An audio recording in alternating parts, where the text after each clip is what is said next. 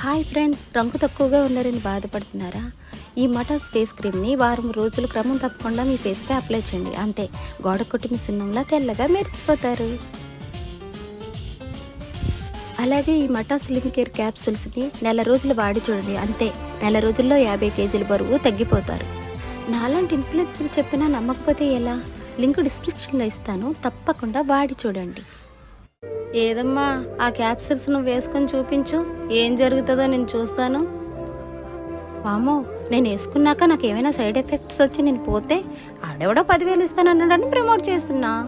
ఎంతకీ నువ్వెవరు? నేను కూడా నీ సబ్స్క్రైబర్నే.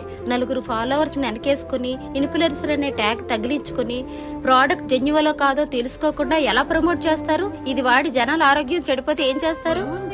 చేతిలో ఒక ఫోను, సోషల్ మీడియాలో అకౌంట్, 4 ఫాలోవర్స్ ఉన్నారు. ఏదో 4 డబ్బులు వెనకేసుకోవాలని ప్రమోట్ చేస్తున్నా. జనాలు ఎలా పోతే నాకేంటి? జెన్యువలో కాదో తెలియని ప్రోడక్ట్ ని ప్రమోట్ చేయడానికి నీకు సిగ్గు అనిపించట్లేదా? నీ మాట నమ్మి ఆ ప్రోడక్ట్ వాడి జనాల ఆరోగ్యం పాడైపోతే ఎవరి రెస్పాన్సిబిలిటీ? నేను ప్రమోట్ చేస్తూనే ఉంటా, ఆ పను.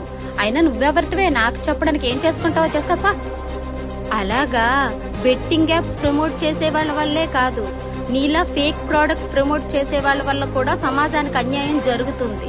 నీ విషయం ఎవరికి ట్యాగ్ చేయాలో వాళ్ళకే ట్యాగ్ చేస్తా, ఆ సారే అన్ని చూసుకుంటారు. ఏం చేస్తున్నావు అసలు నువ్వు? ఏది ఇవిడా కాళ్ళ మీద పడింది ఏంటబ్బా?